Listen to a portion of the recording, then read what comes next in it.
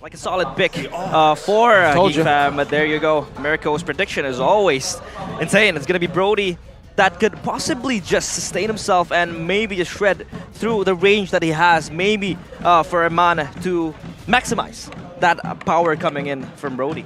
And with this, honestly, I feel like for the roam, it's going to be a bit tough here. I think the Grok could be an option. The Atlas, though I get what you, I get the point there, but I think it's a bit too instant for the Atlas to be like purified completely. The Bruno obviously can go for the purified Valentina as well. We got anti-CC for both the Barats and the Arlet. So instant CC like the Grok with the knock-up, I think it's a bit better, and they do decide to go for the Grok right here to go and rotate over. Now, this is the big question. Is the Arlet going to be flexed into the XP or the Roam? I think what Bigetron have done there in the second phase is actually quite intelligent, right? They banned out the Lapu Lapu and the Tigreal here, so it kind of forces them, and they've already banned the Ruby previously. They're trying to limit down Luke and Beloyski's hero pool to limit this flex, and now I think Geek Fam are kind of confused as to what they want to go for. They want to put that Arlet into the roaming position, getting a little bit of poke, but again, against the Grok, anti-CC is built in that kit.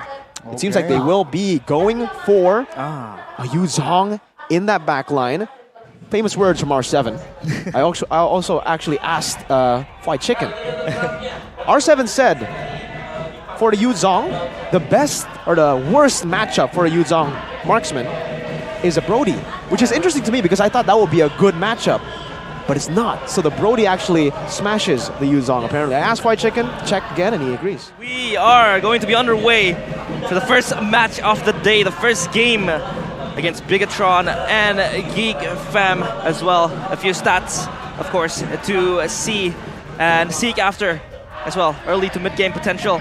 It's always going to be the name of the game for both sides of the team. While we go and arrive in the land of dawn, we are going to get ready. Who will bring the first game? Will it be Geek Fam or will it be the Red Robot seeking vengeance? It's gonna be Bigetron against Geek Fam. Boy, oh boy, I personally can't wait. Again, ladies and gentlemen, it's a rematch, technically, from the playoffs last season. And Bigetron, they got third place. Why? Because of Geek Fam. Yeah, of course. Now we do see Superken and Ray both respectively moving towards their buffs. Moreno on the mid side. It's not going to be a tough challenge to really fare up against the Valentina, but Key is currently moving and trying to really deny that, you know, fast farm coming in from Ray. And that pressure they're trying to instill on Ray is really, really conspicuous now in this matchup. You gotta go for the rookie, right? I love the preemptive measure that Bigetron took, knowing that Beloyski on this Arlet could be very oppressive in the early game. Beloyski can just jump in with that Vengeance constantly, get the reset, so they actually even rotated Chorizo over to leash Mr. Ken in the jungle. Meanwhile, this should be the main focus when we're talking about Bigetron Alpha's composition. Now that they have a Brody, they have to play a bit more of strong side, but this could also be a subversion of the expectations for Geek Fam. That's why Geek Fam has to be very, very smart as to how they rotate across the map. Ray already getting some good control over that top side, trying to get some pressure away from BTR from that turtle, but he does get walled away quite a bit, just will slow him down. Yeah, Ray's able to really absorb the pressure, and that is very nice for him for a rookie, but I think they are going for a dive. 3v4 first blood goes to the hands of Ray. Luke now under the turret gets taken out as well. It's a 1-for-1. It's Chorizo for Luke. In the bottom side, it's Eman now with the flicker as well. 1 HP and Eman. Here's your first kill with the Bigetron jersey. Oh my god, that is insane. And they win out with the advantage. They are able to really collect that top or XP side dive. Was a huge success. They took out one, and now Eman really, really inching himself in that matchup coming in against, you know, against Marky. Black Dragon form. Now Ray comfortably taken. Oh, what? K taking, stealing away the Lord in the backside as well. So Chorizo finding a kill on towards Luke now, who has died twice. And Geek Fam, they are not in favor here. What's that? What happened? I thought he got it and he didn't even use the wild charge. Now Marky 2v1 stunned up bottom side, and Marky gets the stun as well as Eman now collecting a kill again. Oh, it's gonna be Beloyski taking the kill though. It's a trade, and now it's Geek Fam still looking for trades, looking to somehow recover from that early game. What? Yeah, they are putting a lot of pressure on Bigetron. All of their movements is working very well now. And Beloyski just being shredded behind, and I think their map movements, their macro control has been very solid in the first few minutes of the game, Mirko. I'm looking at the replay here to really... I want to see what stole Basic that. attack. I think Suki just walks up and smacks it. It's not even a wall. It didn't come out of... He just missed the retreat. That's plain and simple for Ray. He completely mistimed it, miscalculated it, and now it's resulting in Bigetron Alpha having the gold lead early on, and Iman with 2 kills. Actually, Marky lost the entire wave earlier from that dive. You kind of rotating over, but remember, with this Brody, if you play strong side both sides, I think it should favor the side of BTR. Yeah. Or V3. Oh, early wall charges. Ray now taking some heat. Taken down as well, potentially, but no. Still have enough room to escape here as Geek Fam. They failed to initiate with a man up.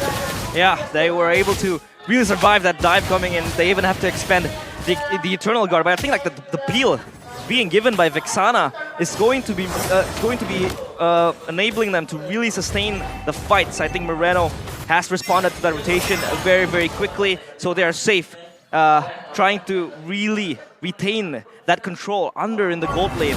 Geek Fam look for a very, very fast movement, but now it's going to be Super Ken. Oh my god, that's just disgusting, right? Good setup there, set up by Super Ken and Sorizo. Easy free kill for on towards below, but take a look at this. Geek Fam, they want to contest this turtle. Luke with the Black Dragon form, BDF Ray, taking heat literally, but all Super Ken petrified at the backside. Turtle secured by the Barat. Super Ken solo killed by Luke in the backside. Now Luke again wants to soak the damage from Sorizo. But it seems like the heat from Moreno and Sorizo is a little bit too much. A boy in a no man's land, but perhaps the stun now. A boy with the play. Valentina finds the outplay in the bottom side of the map. It is actually Key with the help of Amon, of course. Amon taking the turn and the kill. Beloyski now inside the bush, looking to grab space, but no, it's an all for naught as Amon collects the double.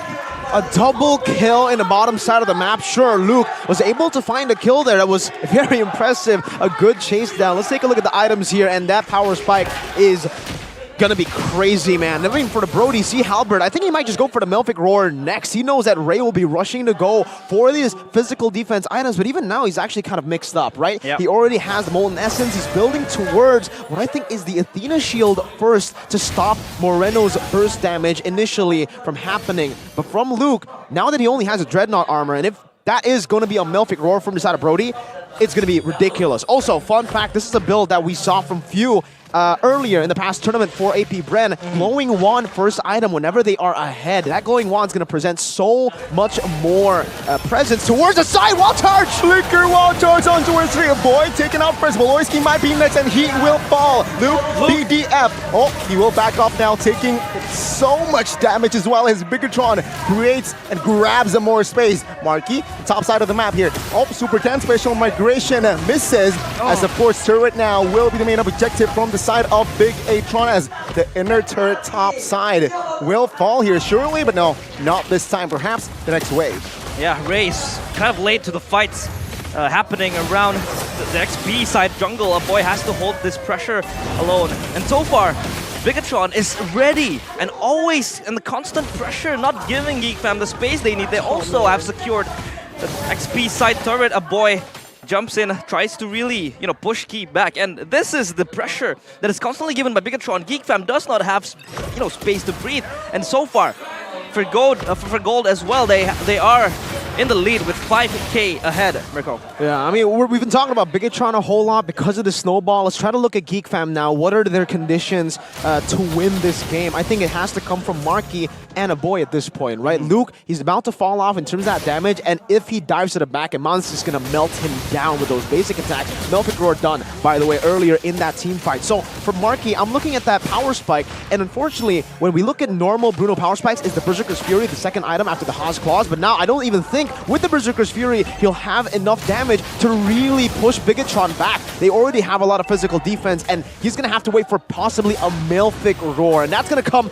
very, very late in the game. The man is still on the way to his Berserker's Fury right now in the 7th minute of the game as we approach 8 minutes. Yeah, he is denied all of the gold that he needs to really scale up. And they do really need some sort of a moment because a boy always have that IMU, of course, with all of the ultimates coming in for Bigetron, but I think Geek is ready to really soak up the pressure. Last insanity. Defensively, Imando will be picked up first. Luke now gaining space in the side of Bigetron. Now looking for the Furious dive misses, but Moreno will be zoned out. Will be taken out as well by the big bad Luke. And now Geek fam, they're looking for more, looking for space as the mid side now will fall surely from the side of Bigetron. Yeah, good ult coming in from Geek fam, of course, with Luke always ready to jump in the backline, separating all of the players of Bigetron, and Moreno just did not have enough sustain to really survive that dive coming from Luke.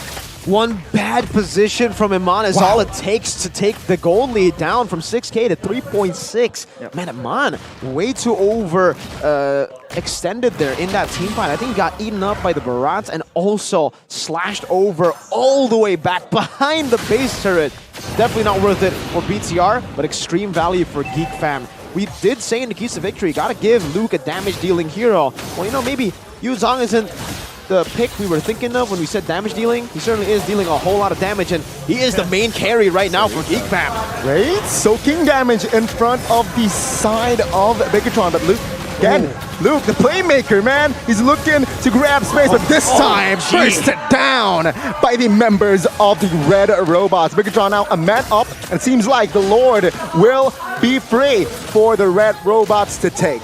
Yeah, they have Prio as well, and XP and gold, and they now have their hands on the Lord, so this is going to really ease up the process on trying to knock on the base of Geek fam. Luke, again, trying to be the hero with that dive towards the backline, but it's just not enough because Bigetron now are ready. Moreno just bursted him down as well. With that self-peel coming in from the Vexana, it's always going to be ready to really just prolong their lives for that fight to ensue. Yep, the War Axe, Brute Force Breastplate as well. Though, note down that the Power Spike, the initial Power Spike for the Bruno has already been acquired there. Berserker's Fury now. See, this is the tough call now for him to make. Does he want to go for more damage, trust in his frontliner, go for the Malefic Roar, or does he want to play it a bit more defensively with the Wind of Nature? That's always the question when you're already in around your third item, and for the Brody, it makes complete sense for him to just go for that Wind of Nature. Now, on the way for that DHS, he's going to be shredding these frontliners even harder if or when he does get that DHS. BTR wants to really pressure with the first Lord. Yeah, they don't have the DHS, but I think they're going to dive in towards the base. Well, right now, again, trying to find Daytona's welcome. So Rizzo, though, is the target now. Last insanity from the side. Oh, knock up on towards Ray and gets taken out. So Rizzo flickers out of the way. Luke, though, in the front outside, will try to find the Furious dive as well. On towards Amon. Taken out. Good knock up here to find momentum. Now, Geek fam, they are trying to reset here as the 4-man still trying to defend of the minions from Bigetron. Yeah, that slash from Beloy was ready to really just, you know, delay the follow-up coming in from Bigetron, and they still aren't really able to push far with the Lord even in their hands. So now it's time for Geek fam to really refocus and probably refresh and take a breather, because so far Bigetron has been in their faces constantly, non-stop. Really good initiative for the side of Geek fam, right? Ray, that Detona's welcome straight on for Cerezo. He knows at this point they have to do something when these sieges come through, and we're going to take a look at the replay to see exactly what happened. It'll start with Barat munching on Cerezo, pushing him back towards this turret, and because of this initiative that has been done by Ray, they actually forced the fight. Cerezo decided to fight instead of using the last insanity defensively, and that created a whole lot of spaces, a whole lot of opportunity for Beloy, the patient roamer. We know to make that BBB play, the big brain Beloy play, and that happened. Iman got slashed over, and that layer, that first layer of CC forced him to use the Wind of Nature. The second layer of CC comes from the Furious Knife Petrify, and by then, no more defensive skills, no more cover, even from Moreno. Though now, 12 minutes in, the DHS has been completed by Iman. That's another big power spike for him. They have to start to really think patiently, very disciplinedly. Because if this goes over the 14th, 16-minute mark, that's when Geek Fam can really start to pick up the pace. Yeah, BTR bleeding slowly. They have his timid now. But so far, Eman still leading the gold standings, of course. The Lord has respawned, and now Geek Fam wants to really contest this probably soon because Supercan is ready for this battle, and now they're trying to really push back Bigetron in this fight. Oh, I don't know about this, right? Far lane secured by Bigetron. So now, yeah, Geek Fam, we force to somehow not contest. Yeah, they don't have resources for this as well. I think they are just losing in the positional sense. Cerezo is just peeling for the team, absorbing the damage for Cerezo, but the Lord is going to be taken down quite slowly. Ray is ready with the retribution as well, ready in his hands. All spells are up. BDM by Lugo with the backside. What the heck? Iman deleted. Baloyski now last insanity. Ray finds the Lord as well as Iman will be taken out. Geek Fam with the swing of momentum. Kui now backing off. Luke though stunned up, trying to soak in, still surviving. And there you go. Geek Fam with a clear win. With the initial pick, with the waves as well, all the forced errors, that was Bigetron's Lord to win, and Geek Fam, they committed. This is what experience shows. For Geek Fam, especially Beloyski's calls, man, he knows that these waves are not going their way. They'll rather just go in, commit, try to look for that team fight, even despite Beloyski getting kicked off in the side, the call remains, go in and 50-50 that Lord. Now with the enhanced Lord, it is all shifting back. Marquis has the power spike that we were waiting. That was the win condition for Geek Fam. Marquis getting the Malefic Roar. Now with penetration, the front line will get shredded. And remember what I said earlier, if Geek Fam are able to push this game over from 14 to 16 minutes, this is when Geek Fam can really turn the tides, and that's what we're seeing here in the 14th minute. That Lord swing was massive. It definitely turned the tides a bit quicker for them.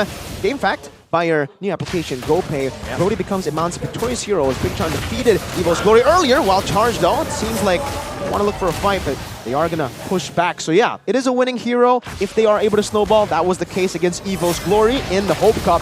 Right now, Geek has been holding him down. Yeah, Bruno is slowly getting online there for Marquis. He is trying to stack up those items, and look at the gold swing. Now 1k up for Geek Fam. A lot of turrets as well, down as well. That mid-side turret is able to be taken down by them. They are looking for this turret bottom side, and now Ray jumps in at the front line. So this is so much sustain coming in from Geek Fam. Oh, Daytona as well. Come on towards Cerezo. Take a look at the damage, man. Ooh. He's untargetable for a minute and flickers out of the way. Geek Fam, good initiation. Again, I feel like the last 3 fights was just the creativity from Geek Fam. Yeah. I have to agree with that, man. The creativity has been phenomenal for the side of Geek Fam, and I would say decisiveness as well. They've been very decisive in the approach to every single team fight, even a Lord Dance where they shouldn't have had the winning position. It was Bigetron who had, again, 3 waves pushing, especially the side waves slow pushing into the base, but Geek Fam just made the decision to commit to 50-50 it and to hold it down. Special props to Ray for being the one to actually stand up there and being confident enough to hold it down from Supercan, who was trying his best to get that Lord to reset. Yeah, the Divine Glaive also ready for Moreno to really just soak up more damage towards Geek Fam, but they have to hold longer. But Geek Fam, the more it holds longer, the better it becomes for them. Especially the items always getting ready now. Key in the brush, trying to really hold off all of the pressure coming in from Geek Fam, and now they're everywhere on the map. They have priorities in 3 lanes, up top, mid, and bottom as well. So Bigetron has to really hold this. Lord Dance coming in soon because the Lord has spawned, and I think Bigetron, they want to contest this, of course, because they want to have a momentum swing, but it is all for Geek Fam's taking. Let's say this time Geek Fam try to stabilize. Avoid though at the backside. Oh my god, the true damage from Cerezo actually hurt him. Now, Geek Fam will fight this. All spells are up. Oh, take a look at that, Key. Jumps in, no fall damage though. Here, last inside in the backside. Good win, Strunch into delay, but Luke trying to buy time. Avoid taken down, and Luke in the front side will be taken down as well. But Loyski bought the immortality, but what can he do?